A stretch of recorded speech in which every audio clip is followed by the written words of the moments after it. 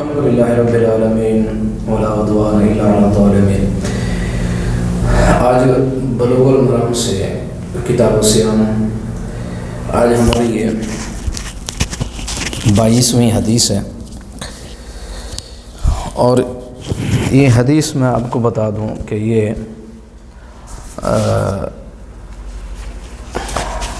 ہم اپنے سادہ لفظوں میں آپ کو بتائیں کہ الٹی کے بارے میں یا قے کے بارے میں، اس بارے میں ہے کہ اس سے روزہ ٹوٹتا ہے یا نہیں ٹوٹتا ہے۔ حضرت ابو ہریرہ رضی اللہ تعالی عنہ سے روایت ہے، قال رسول اللہ صلی اللہ علیہ وسلم من ذرعہ القیء فلا قضا علیہ۔ ذرع کہتے ہیں مطلب جس کو قے آ جائے، یعنی ذرع کا مطلب ہے غالب آنا،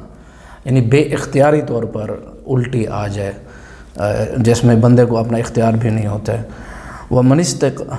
اسْتَقَاءَ فَعَلَيْهِ الْقَضَاءُ، اور جس نے الٹی کرنے کی کوشش کی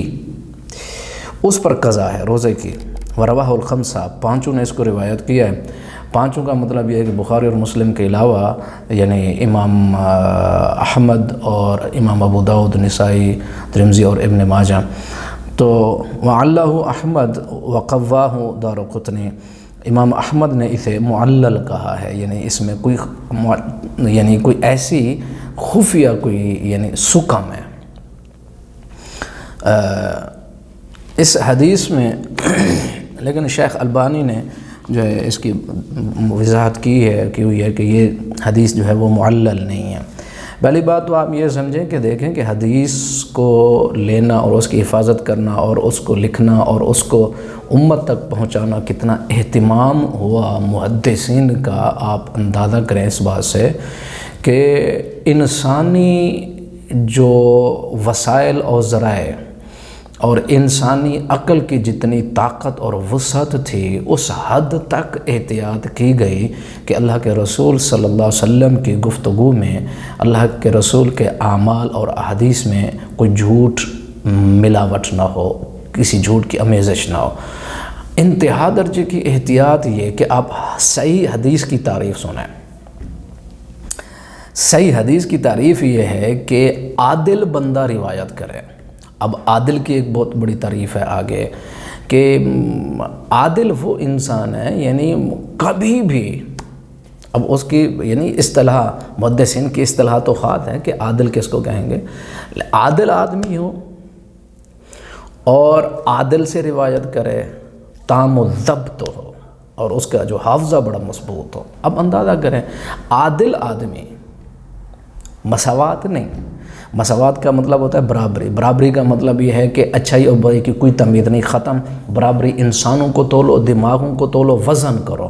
لیکن دنیا کے اندر انسان جو سمجھنے والی جو مخلوق ہے وہ یہ ضرور دیکھتی ہیں کہ اچھائی برائی کے اندر ڈیفرنس ہے، فرق ہے۔ جو اچھا ہے وہ وزن کے لحاظ سے کمزور ہے پھر بھی اچھا ہے، جو برا ہے وزن کے لحاظ سے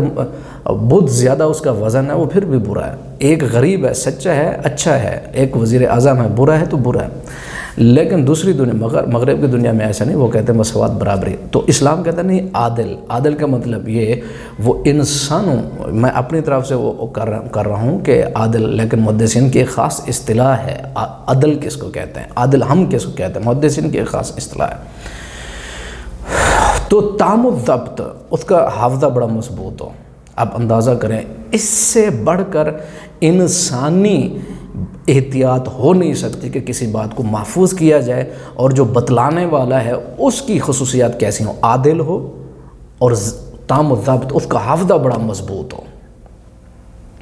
اب تو یہ شرطیں نہیں لگائی جاتی نا، اب کوئی بھی انسان کوئی بات کرے بھی فلاں بات کی واہ واہ ماشاءاللہ، اور نہیں دیکھا جاتا کہ اس کا ذاتی کریکٹر کیا ہے۔ لیکن اللہ کے رسول صلی اللہ علیہ وسلم کی جب حدیث بیان کی جانے لگی یا اکٹھی کی جانے لگی یا یعنی آپ محدثین جو ہے جمع کرنے لگے حدیث کو، تو شرائط بڑی مضبوط ہیں، کڑی شرطیں ہیں۔ عادل بندہ ہے یعنی ایک تہمت بھی اگر جھوٹ کی لگ گئی تو اسے حدیثیں نہیں لیتے۔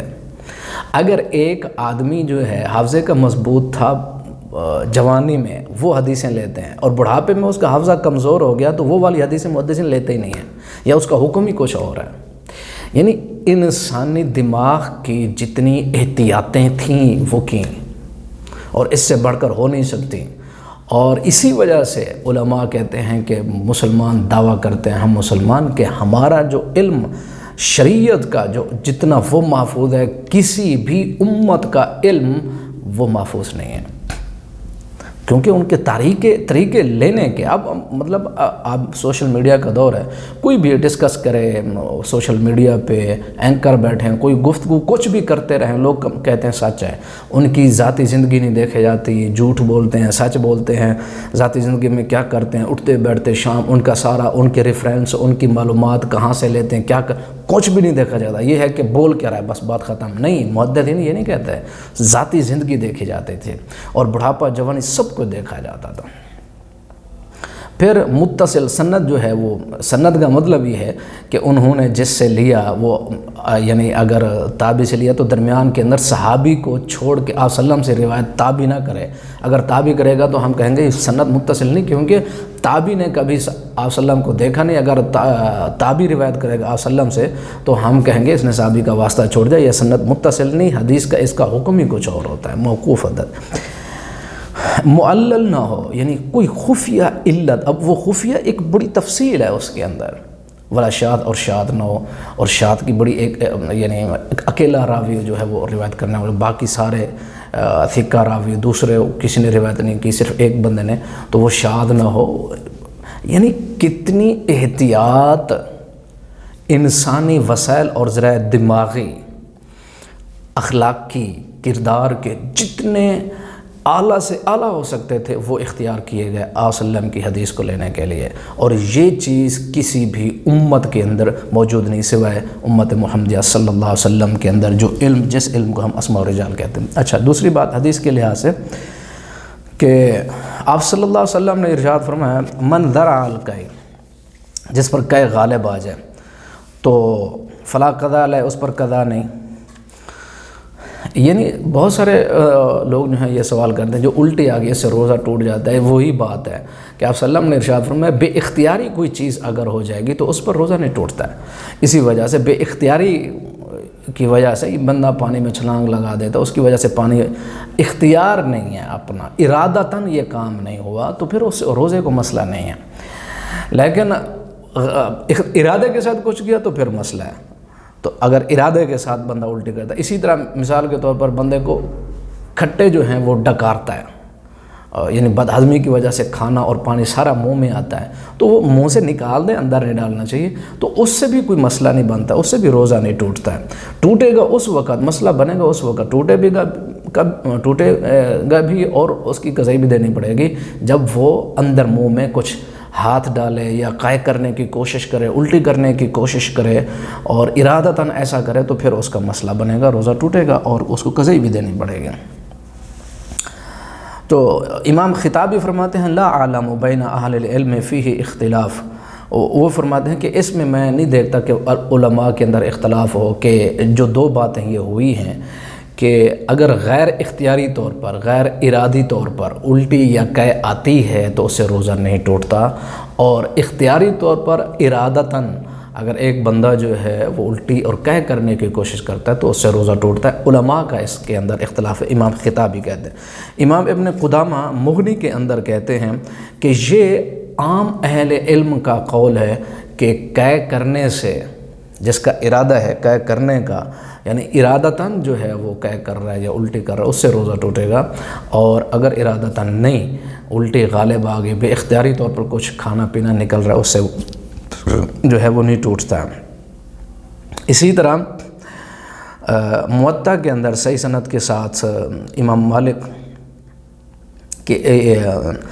نافع اور عبداللہ ابن عمر رضی اللہ تعالیٰ عنہ سے یہ جو ہے ان کا قول موجود ہے، وہ کہتے ہیں انہ کان یقول، کہتے تھے حضرت عبداللہ ابن عمر کہ روزے کی حالت کے اندر جو قے کرنے کی کوشش کرتا فعلیہ القضاء، اس پر قضا ہے، اور روزہ بھی ٹوٹے گا، قضا بھی دے گا۔ ومن ذرع القی فلیس علیہ القضاء، اور جو ارادتاً نہیں کرتا، الٹی آ جاتی ہے بے اختیاری طور پر، پھر اس کا روزہ جو ہے وہ نہیں ٹوٹتا۔ تو عبداللہ ابن عباس،